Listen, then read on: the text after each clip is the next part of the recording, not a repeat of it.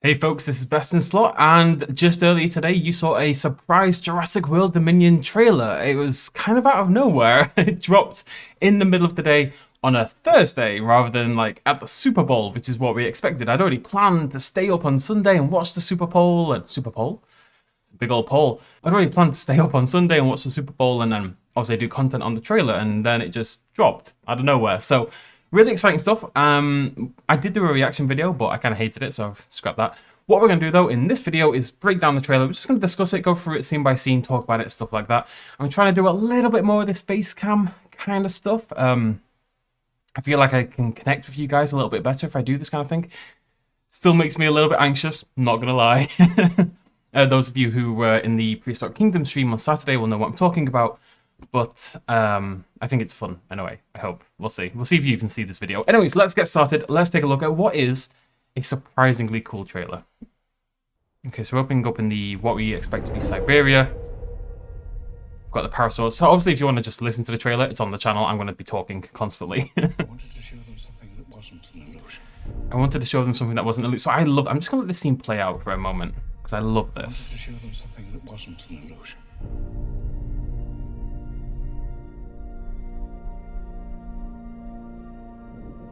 Something that was real. Okay, just that little bit there. So the quote over the top is, as far as I remember, the Flea Circus quote from the original Jurassic Park, where Ellie and Hammond are sitting in the visitor center when everything's gone to hell already. It is actually my favorite scene in the entirety of Jurassic Park. I think in terms of the character work that scene does, in terms of offering insight into a character, it is the best scene in Jurassic Park, Jurassic World history, both across all 5 and the trailer films. It gives such a good insight into who Hammond is and what drives him, and I feel that's the kind of thing that's been lacking from basically every other film. So it's beautiful stuff, it really is, and it's very appropriate now because I mean we're looking at these dinosaurs out in the wild. I think the idea here is that Owen has kind of, we're going to come back to this later on, but Owen has maybe separated again from the group. He's doing his own thing. He's rustling up Pterosaurs in the wild with these cowboy-looking people. You know, he's doing the Owen thing, basically. But this all started, this wild, animalistic, these real dinosaurs in the wild, all started because of Hammond's dream and Hammond's little flea circus and the little elephant all those years ago. It's kind of beautiful. Anyways, now I've got my package. Something that was real. So it's like taming the Pterosaur in the way that you would kind of tame and work your way up to taming in a wild horse, like breaking it in. This is very Owen. It looks good here, I've got to say, age agrees with him. Men. Something that they could see and touch. So there's our Apatosaurus. Interestingly enough, we talked about this just yesterday. There was that image that Colin Treverrow posted on Instagram absolutely ages ago that showed Maisie in this wintry, slightly dilapidated kind of environment, and the rumor was she was looking at an Apatosaurus. Here we go. Is it me or is the Apatosaurus gigantic, by the way? Much bigger than it was in the film. I've got a little theory about this, and it's going to come up again, so we'll save it till later. This dude over here taking a photo, as people very much would be. It's just really trying to hammer home this idea that they're everywhere. The dinosaurs are in the wild. They're everywhere. The fact that Maisie's here in this environment suggests to me that maybe she's staying with Owen at this point in time. And then there's Baby Blue! It's adorable, it really is. So Blue obviously has a baby. There's no other velociraptors knocking around as far as we know. So this is parthenogenesis, which because Blue has black-throated monitor DNA, and that was only mentioned in Jurassic World Aftermath, by the way, but it's officially a thing now. But some monitor lizards, not really the black-throated, it must be said, but some monitor lizards have shown parthenogenesis, and it allows you to reproduce asexually. That's clearly what's going on here with Blue, and she's made a baby. And I think that's going to be very important. We'll talk about that again later on, but I think that's very important for the direction of Dominion and how Dominion's going to say goodbye to Blue and Owen. It's very cute, though. I'm going to call it Boo. It's Baby Blue. It's Boo. Or Baloo. Oh, Baloo. Baloo's a better name. Looks like she's, training her to run and hunt and explore and all that kind of jazz. Is it me or does she look a lot bigger here already compared to here? If we just look at her here. Life will find maybe not. a way. Life will find a way. Love that. Love the amber clad logo. Very cool. I can't keep her here forever. So, yeah, as I said, Maisie and Owen are together in this Siberian wilderness, in this Arctic wilderness, wherever it is, this cold place, snowy place. Blue and the baby are there. Owen and Blue still a little bit tempestuous here, still having to work their way up to each other. Even the baby is doing a little threatened pose there on the right-hand side. I get the feeling that maybe what Owen is doing is he's travelled with Maisie to wherever Blue is, so he can kind of keep an eye on her. You know, they're clearly not interacting all the time, given the threat display, etc., etc., but he wants to, you know, Blue to him is his child in a lot of ways, so he wants to keep an eye on her wherever she goes. If they find her, we're never going to see her again. We got to protect her. That's our job. If they find her, we'll never see her again. Someone's still looking for Blue, because someone's always bloody looking for Blue. The baby, though! That's our job. Ooh, it's so cute. Humans and dinosaurs can't. And clearly, this is a reuniting moment, so I suspect what we're actually seeing here, this might be a bit of a thing. I think this is probably the end of the film. Claire and Maisie and Owen, they're all together. The environment's nice and bright and happy. You know, the coloration's really warm, which is a happy moment towards the end. Blue and the baby get separated because, you know, they figure, oh, you know, someone's looking for Blue for some reason. Take the kid. Same genetic material, roughly. They're reunited at the end. Baby goes to play with Mama. Does a little spin. Adorable. And I can see this as the end of the film because this is Owen saying goodbye to Blue. And because Owen has been Blue's parent, essentially. And now, obviously, Blue's got her own kid. Blue's got her own kid and kind of has to fly the nest and do her own thing and look after her own child in the same way that humans do in general. So I think this might be how it ends, essentially. Blue and Owen saying goodbye forever, or semi-forever, and then closing that chapter. Dinosaurs Very can't speculative. coexist. There's our Mosasaurus clamping down on the Ecological disaster. crab cage that we heard about. My heart. Ellie Sattler. Alan Grant. It's beautiful. It really is. I'm cautiously optimistic that the gang haven't been brought back just to hammer on the nostalgia, just for token roles. They're involved quite a bit in this trailer. It really does make me feel optimistic that maybe they'll be here. They'll be a big part of the film, which is really what we want. We don't want them brought back just to punch your nostalgia, kind of like Malcolm was in Fallen Kingdom, where he wasn't really a factor. Couple of things to point out on this one. In the bottom left, we've got the resonance chamber from the Velociraptors. You remember it in particular from Jurassic Park 3. Alan used it to sort of annoy the raptors, basically, and then he thought he was scaring them away, but of course that was the army turning up thanks to Ellie. The other interesting thing is, based on their reaction to each other, they clearly haven't. I need to breathe. Clearly they haven't hung out in a long time. You know, they're kind of, there's a slight surprise there. There's a surprise, wow, I'm seeing you again, kind of reaction going on. And that's interesting because, so at the end of Jurassic Park, Ellie and Alan were, I don't think they were ever overtly romantic in the first film, but there's clearly a suggestion there that, you know, Alan's down with the kids now. Maybe these two can get together, these two can get their family going, stuff like that. As it happens, in the aftermath of Jurassic Park 1, and this is only according to a Jurassic Park 3 collectible card, the reason Ellie and Alan didn't work out is because Alan couldn't forget the island. He couldn't forget Isla Nublar, he couldn't forget the dinosaurs, he was just obsessed with it, and he just dove into his work head first. He didn't have time for a family and starting that up. And Ellie, whilst clearly still professional and wanting to work, she wanted a family as well.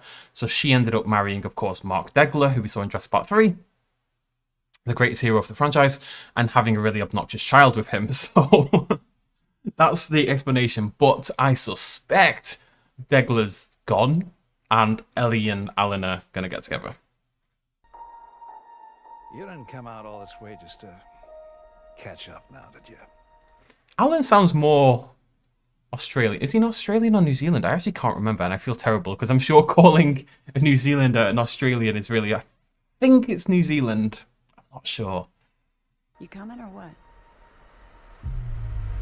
So clearly Ellie, I've got a little theory on this we'll get to from a later scene, but Ellie is bringing Alan into the fold. Are you coming or what? You know, she's the one inviting Alan round and then trying to get him to join in with whatever their role is in the wider plot. It's beautiful. Our Therizinosaurus, finally we're getting a proper look at this thing, that beautiful quill-like feathering all the way down the neck and along the back. I want to point out very quickly, the coloration is really interesting. It's got this dark grey skin and then this sort of red, dark red sort of coloration on the feathers. Keep that in mind as well. Lots of callbacks we're going to have to come up to. We're in a swampy environment. Claire there crawling away into the swamp to try and hide for this next scene. But the Pterosaurs is beautiful. It's so good to finally see these fully feathered creatures in the franchise. I know they held off for so long and some people still hate it, but I don't know how you can look at this and not think it looks awesome and intimidating and perfectly suited for the franchise. It's time to grow up a little bit, you know? It's time to move on. It looks so good. The extinction of our species. It's also really interesting that Pterosaurs is being painted as an aggressor here of some description, given it is herbivorous. I do like seeing herbivorous dinosaurs take on more aggressive stance. I'm not sure they should be hunting per se, but you know, at the end of the day, if you go to Africa and you piss off a hippo, they will charge you down, so it's not that much different. I love the beak here, we see the tongue poking out. This looks animatronic to me, or a maquette of some form, so that's pretty cool. This is also a fantastic shot. We not only lack dominion over nature. Dr. Wu is back. That's Claire screaming. That's not Dr. Wu. Let's go back. Dr. Wu is back. He's grown out his luscious locks. He looks like he's having a little... He's got a big brown cardigan on, and he's grown out his hair super long. He's really leaning into this whole boho kind of vibe. I want a spin-off where it's just Dr. Wu on his little boho adventure. It's interesting. He's only very briefly shown in this trailer. I feel like... I don't think he'll die, but I think he's gone on a redemption arc. Dr. Wu was never evil. He was always arrogant and a bit egomaniacal, and he had huge aspirations, and he kind of just put science and progress ahead of everything else. But he was never a bad guy intent on taking over the world or breeding these armies of super dinosaurs. That's very much a Jurassic World introduced thing. Camp Cretaceous, the latest season, seemed to be reeling back on Wu a little bit, making him a little bit more personable, a little bit more human, essentially. I think in Dominion, he will reluctantly agree to help. Now, I don't know what that role is. I think maybe here he's working for Biosyn or something, and he's realizing this isn't something I want to get involved in, and he ends up coming to the other side. Claire running away from the Atrociraptors. We're going to see a better look at them in a little bit, so we'll just keep going. Okay, really interesting location here. Massive ringed facility. You've got these bright lights, very sci-fi. Very, it's the kind of place where you imagine Amazon has a headquarters like this. We've got this sort of helicopter-esque futuristic vehicle approaching from the right. I'm assuming this is a genetic facility of some description for maybe Biosyn or whoever the other genetic companies are. I think, you know, they'll be made into the big bad corporation of this. I think this is also a location we're going to see a lot more later on in the trailer. What's really interesting here, though, is clearly and fairly purposefully in the design, there's this huge opening on the left-hand side that leads straight into the river. Now, this could simply be a hydroelectric sort of thing. Maybe they're using the force of the river to power parts of this building. But it's worth mentioning there were rumors of I want to say Plesiosaurus, it could have been a Elasmosaurus, but I can't quite remember. A Plesiosaurid of some description being in Jurassic World Dominion. Now, the latest rumor we heard was that was cut. But if you were going to release an experiment with marine reptiles, that's a kind of facility you might use as well. I think we're looking at a giant genetic facility, basically. Alan is blown away. What's interesting here, though, is that they're approaching, he's in a nice... It's also, this is very reminiscent of Jurassic Park 3 in some ways. They're in a nice vehicle, you know, he's strapped in, he's got his hat on. It doesn't look like they're being captured per se. It looks like they may be going willingly. That's interesting. There's our Pyroraptor. Again, beautiful, fully feathered creature. How could anyone look at this and not think that he's perfectly suited to the franchise? Not only do we have the full featheredness, but the hands are unpronated, which is something people have been asking for a long time. This is what I wanted to call back to with the color scheme. It's very, very similar to the Therizinosaurus. Now, it is a Pyroraptor. It not being red might seem a little bit weird. It's just, you kind of assume it's going to be red, right? Based on the name. But it is interesting that it's dark grey on the skin and this deep sort of crimson-y red on the feathers, just like the Therizinosaurus. Maybe they are from the same company or something, and that's their marker. You know, in the way some brands have a colour story that they like to tell with their products. There's no reason that dinosaurs shouldn't be treated the same way. Looks so good. This is really interesting. So Ellie's here on this farmland sort of thing. She's blown away by what she's seeing. And I think this is probably the most confusing shot of the entire trailer. Why is there a gigantic horde of locusts? Loci? Locusts attacking these children? Why? Now, what I'm assuming and how this links to Ellie is that she's a paleobotanist, and maybe she's doing botany work in general. Crops are being destroyed rapidly, maybe, you know, crops are being annihilated absolutely everywhere, and she's going to investigate. That's when this happens. My theory, and this is very tenuous because we don't have much, it's just this massive swarm of locusts exploding from this building. My theory is that these locusts are caused by, let's go with biosyn for the purposes of the video. Biosyn are definitely involved in the film in some way. The locusts are caused by biosyn to destroy crops in order to supplant with their own, maybe just genetic experimentations in multiplication, in quick breeding, in something, you know, it's an experiment gone a little bit awry or done on purpose, something involving biosyn. Ellie sees firsthand the destruction that these locusts are wreaking upon the environment, upon the world, and therefore the destruction that biosyn is doing. That's how she gets involved. That's why she goes to Alan for his help, and that's how they get involved with Owen, etc., etc. That's my theory. We'll see. We'll see. Come back. I always come back. Owen has to have his little cool boy moment. Of course he does. Yeah, we're going to see a great shot of the Velociraptor in just a moment. Okay, first of all, Carnotaurus Allosaurus, middle of the Malta scene. So he's being chased by the Velociraptors. Carnotaurus and Allosaurus are here as well. That's the official render. We actually talked about it just yesterday, seeing the Carnotaurus and Allosaurus, and they were rendered together as promo for Dominion. And here they are in film. Is it me, or is the Carnotaurus in particular absolutely gigantic? It's huge. It's like twice the size of the Carnotaurus from Fallen Kingdom, right? And as far as we know, it is the Carnotaurus from Fallen Kingdom. So I've got two theories on this. One that I just made up, which is some form of genetic testing again by biosyn. You know, they're messing around with size and multiplication and quick breeding and blah, blah, blah, blah. And maybe they're using size as well to breed dinosaurs for food and for show and for war, etc. General evil genetic stuff. My other little thing was... Don't want to say my other little thing. I believe there's a phenomenon wherein zoo animals, as in a lion in a zoo, will be 20-25% smaller than the equivalent lion would be in the wild. I think that's a thing. I could be misremembering. I believe that zoo animals are quite a lot smaller than wild animals. Maybe that's partially what we're seeing here. The dinosaurs in this new environment with whole different, you know, gaseous makeup in the atmosphere, etc., etc., not contained by cages anymore, not contained to Jurassic World, are growing larger than they necessarily would. Maybe it's allowing their genetic potential to kind of run amok, basically. Because that is a gigantic Carnotaurus. There we go. So that's a really good shot of the Velociraptor. Actually looks pretty good here. I wasn't convinced on the Velociraptors. I think it looks quite good. It's got obviously that huge, bulky kind of frame. We'd expect that more aggressive stance. It's basically a tank of a raptor, essentially.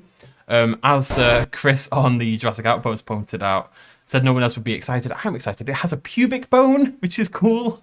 There's little details that are going to make paleo people happy without annoying everyone else. There's no reason not to throw these details in as far as I'm concerned, so it's about time the franchise got around to them. The wrists are a huge improvement. The general skeletals are a huge improvement. It's not the most exciting dinosaur in the world, but it's just meant to be a fairly... What's the word I'm looking for? Vanilla threat, I guess. Looks good.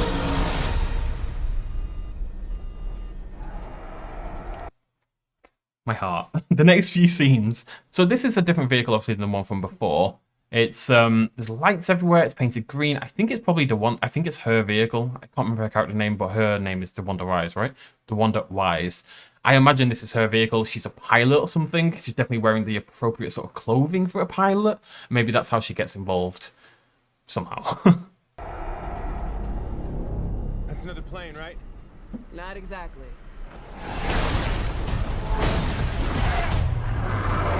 Man, it's so good. It's so good. I was so worried that the Quetzalcoatlus would be reduced to just appearing in the prologue, because obviously it's in the prologue and it looks amazing in the prologue. It's one of the best designs, but it's here, full-sized, beautifully feathered again, bright yellow beak. We've got this long blue crest as well, and gigantic. You can see there, it's nearly the wingspan of the plane. Quetzalcoatlus is this gigantic, terrestrial, primarily at start kid of a pterosaur. I'm so happy it's in the film. I really am. Other than one other species we're about to see, this is the thing I'm most excited for. I hope it's in even more than just this. You know, it'd be a shame if it just attacked the plane and it was gone. I'd like it to be involved in the rest of the film. I'm very curious what's going on here, though. Because they're in the Siberian sort of environment. How does that link in with everything else? Because they're in the air, but they're about to fall down, and then they go to the thing. I don't know. Anyways, let's move on. And then the Pterosaurs attack, even the Jurassic World Pterosaurs. Now this, I believe, is linked in with a scene in just a moment. So they're driving here through the night. We've got the Nasutoceratopses stomping around. Again, more sort of aggressive behavior from the herbivores. Probably a bit nervous, a bit scared, given the situation. You know, it's very dark. It's very sort of misty and foggy. They can't really see what's going on. They just see these bright lights zooming towards them. It makes sense they're going to scatter and panic a little bit and rampage forward and stuff like that. This bit's really interesting. Baby Blue, there's Baloo. She's chowing down on what I believe is a fox. So she's just learned to hunt, maybe from her parent. She's so cute. And then this bit, just watch this. That's really interesting. So clearly, like, Blue is looking up, right? So something is high above her. Owen, etc. is probably approaching right now. But as this movement, it's up. It's from underneath the ground, from under, let's assume they're on the ice. Something like breaks up from underneath. Sends Baby Blue flying. I don't know what it is. Is it an Excavatoraptor? Who knows? It's probably not an Excavatoraptor.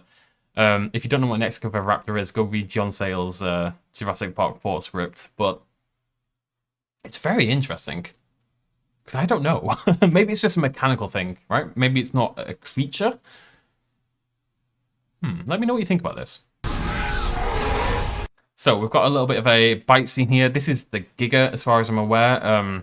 Some people suggested it could be the Spinosaurus because of the roar. To me, it doesn't really... It sounds a little Spinosaurus, but not that much. The coloration is Giga. You can see there's blue and there's grey here, which is very much Giga. It is also gigantic. And also, more importantly, to showcase it, if you look at the coloration of the scene, it's nighttime, but there's like a warm orange tone over the top of that nighttime scene. Keep that in mind. Claire and Sattler together. Control. Same building they're in. Again, this is probably the facility that we saw earlier. I love this. Owen's got this gun, like this high-tech rifle. Maisie's at the back just being, you know, amazing. And Alan has a pipe. Just got a pipe. I love seeing Alan like this. It's very cool to see him again like this.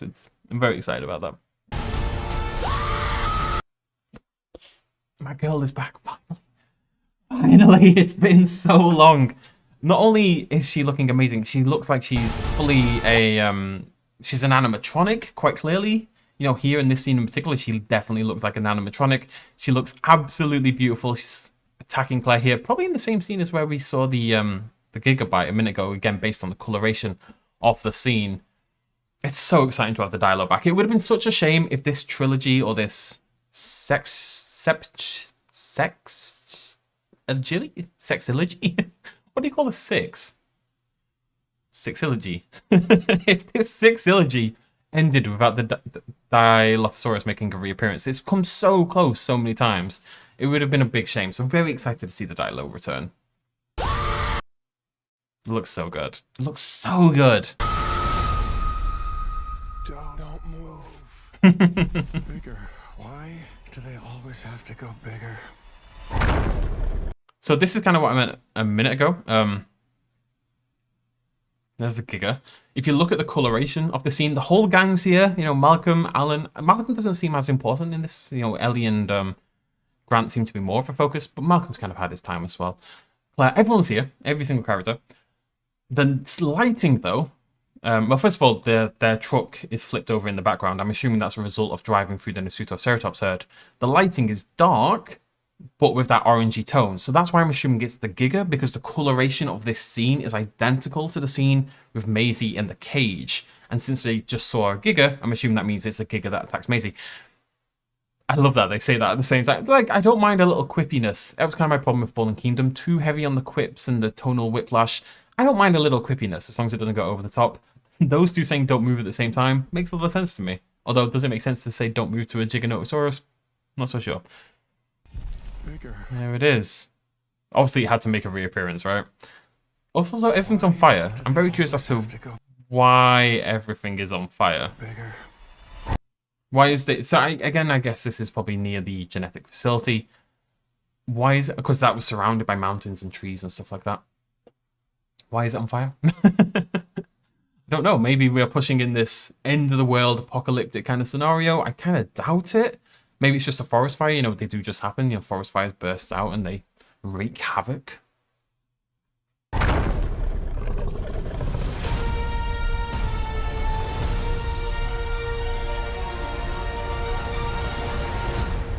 June 10th. Ladies and gentlemen. There it is. There's Jurassic World Dominion. I actually really liked the trailer. I was pessimistic, I'll be honest, about the film. I haven't been the biggest fan of the Jurassic World franchise. I don't hide that.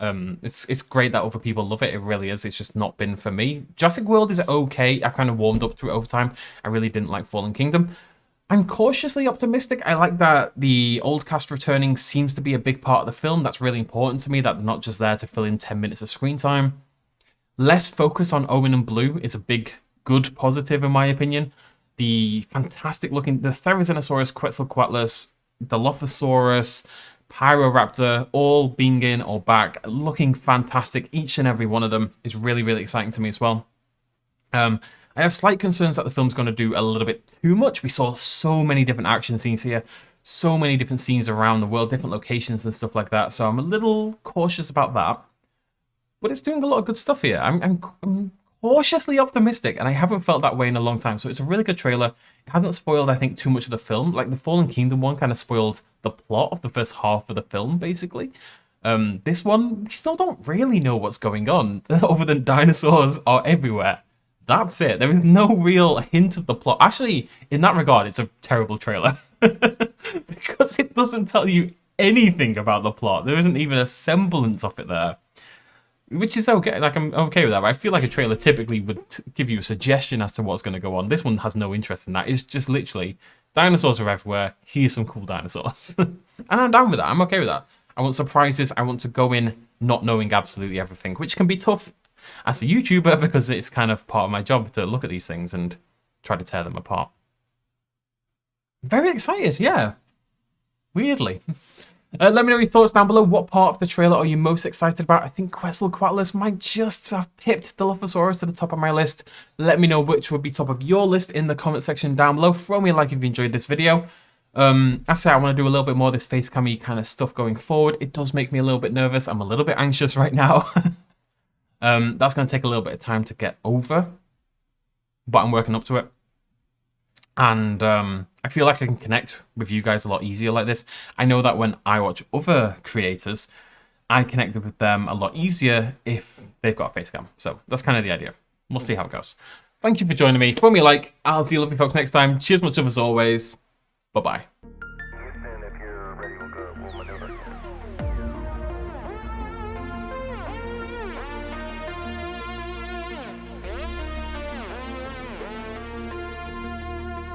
Reaching out.